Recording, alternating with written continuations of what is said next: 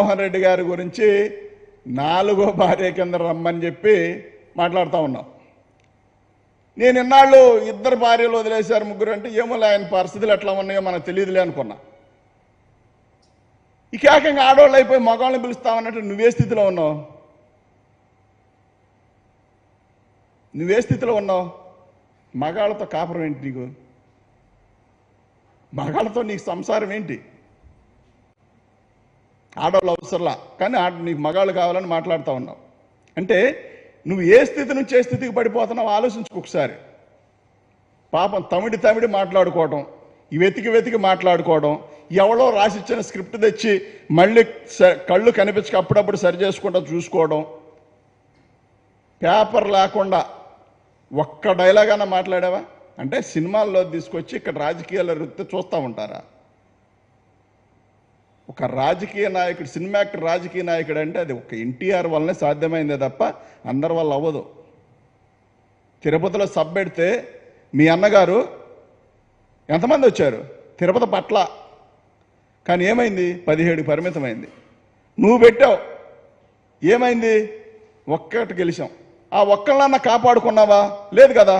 ఆ ఒక్కళ్ళని తీసుకెళ్ళి పట్టించుకోకుండా ఎక్కడ గవర్నర్ దగ్గరికి వెళ్ళినా, ఎక్కడ చంద్రబాబు నాయుడు దగ్గరికి వెళ్ళినా, ఎక్కడికి వెళ్ళినా కానీ నీకు వాళ్ళు తోడు అవసరం లేదు. ఒక్క ఎమ్మెల్యే గెలిస్తే, అంటే పార్టీ అధ్యక్షుడివే నువ్వు గెలవు. మా రాపాక గారు గెలిస్తే ఆయన దళితుడు కాబట్టి, ఆయన ఎస్సీ కాబట్టి ఆయన నమ్మటేసుకెళ్ళడానికి ఇష్టపడవు. వాస్తవానికి పావలా చేసే గోల, పావలా బల్ల మనం కిందకేస్తే అది పెద్ద గోల చేస్తుంది, కానీ 100 నోటు చేయదు ఆ గోల. ఎందుకంటే దాని విలువ వేరు. పావల అల్లరి చిల్లరది కాబట్టి మనం ఎక్కడేసినా మోగుతానే ఉంటుంది, దాని పని అదే. నాకు తెలిసిన దాంట్లో దాని పని అదే. కానీ 100 నోటు 500 నోట్లు మాత్రం మోగవు, శబ్దం వినిపించదు, కళ్ళకు మాత్రమే కనిపిస్తూ ఉంటుంది. మార్కెట్లోకి వచ్చినప్పుడు దాని విలువ తెలుస్తూ ఉంటుంది. అలాంటి నోటు జగన్మోహన్ రెడ్డి గారు అయితే, ఈ అల్లరి చిల్లర పావలా బిళ్ళ మాత్రం పవన్ కళ్యాణ్. కాస్త కాకపోతే కాస్త అయినా అభిమానులు చేదరించుకుంటా, అభిమానులు చీకొడతా, నువ్వు చంద్రబాబు నాయుడు కాళ్ళు ఒత్తడం బాగోలేదు, నిన్ను నమ్మి మేము ఎదరకొచ్చాము అని చెప్పి అభిమానులు ఫీల్ అవుతా ఉంటే అతన్ని ఎవరో కూడా ప్రశ్నించకూడదు, నాకెవరు సలహాలు అవసరం లేదని చెప్తా ఉన్నాడు. ఎవరు సలహాలు అవసరం లేదు అన్నావు కాబట్టే నువ్వు 12 సంవత్సరాలు పార్టీ పెట్టినప్పటికి కూడా ఇప్పటికే కూడా ఎమ్మెల్యేగా గెలవలేని పరిస్థితులు ఉన్నావు.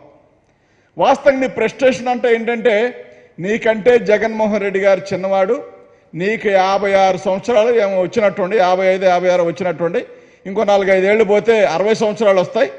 60 సంవత్సరాలు వచ్చిన తర్వాత ముసలతనం అంటే చంద్రబాబు నాయుడు సహవాసకాడి కింద వెళ్ళిపోతావు కాబట్టి, ఇప్పటికి కూడా ఒకసారి కూడా ఎమ్మెల్యేగా గెలవలేకపోయావు కాబట్టి ఆ భయం, ఆ ప్రెస్టేషను, 60 ఏళ్ళు వస్తా ఉన్నాయి, ఇప్పటి వరకు నేను పార్టీ పెట్టి 12-15 ఏళ్ళు అవుతా ఉంది, నేను గెలవలేకపోయాను, ఎమ్మెల్యే కూడా కానీలేదు జగన్మోహన్ రెడ్డి గారు అని చెప్పి ఆ ప్రెస్టేషన్లో మాట్లాడుతున్న విధానందరూ కూడా ఈ రాష్ట్ర ప్రజలందరూ కూడా చూశారు.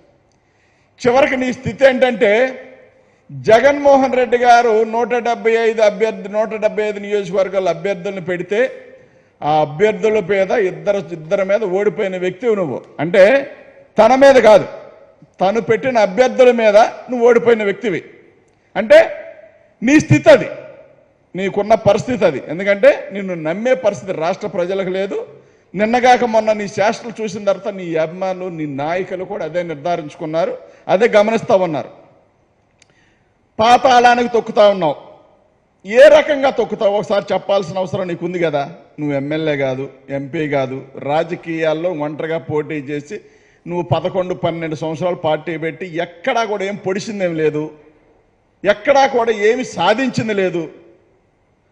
సినిమాలు తీయడానికి కూడా నిర్మాతలు భయపడే పరిస్థితి.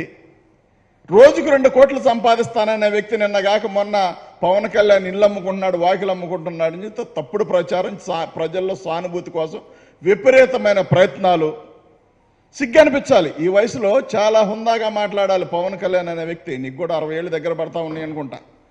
ఈ వయసులో చాలా హుందాగా మాట్లాడాలా. నువ్వు మాట్లాడలేవు. ఎందుకు మాట్లాడలేవంటే, నువ్వు సహవాసం చేస్తా ఉన్నది ఎవరిది?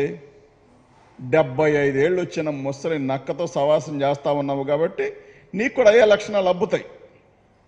నీకు హరిరామ జోగయ్య గారు, ముద్రగడ్డ గారు పాపం లేఖలు రాశారు. ఎందుకంటే వాళ్ళకున్న అనుభవాలు బట్టి మనం చంద్రబాబు నాయుడు వంగవీటి మోహన్ రంగా గారిని చంపించిన వ్యక్తి, అలాంటి వ్యక్తి పొట్టన పెట్టుకున్న వ్యక్తి మనం కలిసి వెళ్ళడం కరెక్ట్ కాదు. టీడీపీకి ఏనాడు కూడా జనసేన కానీ కాపులు కానీ కలవకూడదు అనేది మా సిద్ధాంతం. కాబట్టి మేము దాన్ని వ్యతిరేకిస్తామన్నామని చెప్పి వీళ్ళిద్దరు మాట్లాడుతూ ఉంటే నువ్వు సభలో వాళ్ళిద్దరిని మాట్లాడిన తీరు, పాపం పేర్లు ఎత్తలేదు కానీ నువ్వు మాట్లాడిన తీరు చాలా చాలా చాలా చాలా మంది క్లారిటీ వచ్చింది. ఏంటంటే నీకేదైనా నీకు తప్పని చెప్తే నీకు నచ్చదు. ఎందుకంటే చంద్రబాబు నాయుడు ఇచ్చే సొమ్మే ముఖ్యం కాబట్టి, వీళ్ళందరినీ జెండాల కూలీల కింద మార్చడం నీ ఉద్దేశం కాబట్టి, జెండాల కూలీల కింద పాపం అభిమానులు మార్చావు, నిన్ను నమ్మిన నాయకులు మార్చావు. నిన్న నువ్వు కూడా మారిపోయావు. చంద్రబాబు జెండా పట్టుకొని, అంటే నీకు జెండా లేకపోగా చంద్రబాబు జెండా పట్టుకొని నువ్వు ఊపడం, నీ జెండా పట్టుకొని చంద్రబాబు నాయుడు ఊపడం అంటే చాలా అవమానకరమైన విషయం. మీరు ఏ స్థితిలో ఉన్నారో అర్థం చేసుకోవాల్సిన అవసరం ఉంది.